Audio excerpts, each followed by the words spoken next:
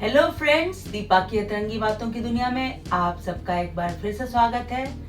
दोस्तों, होशमंद इंसान तो वो है जो वक्त रहते अपनी गलतियों को सुधार ले और अपनी जिंदगी को एक नई राह प्रदान करे। आज की कहानी 18 वर्षीय नेहा नाम की एक लड़की की है। वो बचपन से ही बड़ी गुस्सैल और जिद्दी स्वभाव की थी। घर वाले उसकी हरकतों से काफी परेशान रहा करते थे। उसकी दादी अक्सर कहा करती थी कि तुम्हारी हरकतें सांप के चाल की तरह टेढ़ी मेढ़ी सी है। बेटा नेहा, सुधर जा, वरना एक दिन पछताएगी। नेहा घर वालों की बातों से परेशान होकर अपने घर के पिछवाड़े की बालकनी में जा बैठती थी। घर के पिछवाड़े में ना कोई मकान था, ना कोई सड़क थी। वहां बस दूर दूर तक जंगली झाड़ियां ही फैली हुई थी। नेहा वहां बैठकर घंटों जंगली झाड़ियों को चुपचाप देखा करती थी।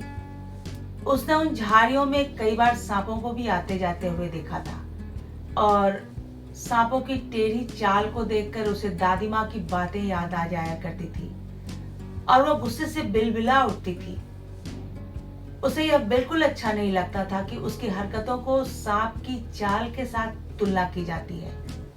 एक दिन घर वालों की बातों से परेशान होकर नेहा जब बालकनी में बैठने आई तो उसने देखा कि अरे ये क्या, घर के पिछवाड़े में जो झाड़ियां थी उसमें किसी कारण बस आग लग चुकी थी और वो झाड़ियां राख की ढेर बन चुकी थी। अचानक उसकी नजर एक जले हुए सांप के ऊपर पड़ी। वो सांप बिल्कुल एक सीधी लकीर की तरह जमीन पर पड़ा हुआ था। वो जलकर राख हो चुका था।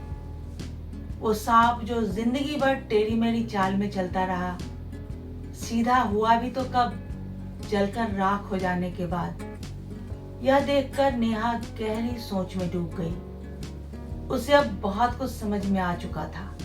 वह समझ चुकी थी कि कुछ खोकर सीखने से बेहतर है कि समय रहते ही सीख लिया जाए। दोस्तों, मेरा ख्याल है कि हम सबको भी अपने अंदर झांक कर अवश्य ही देखना चाहिए।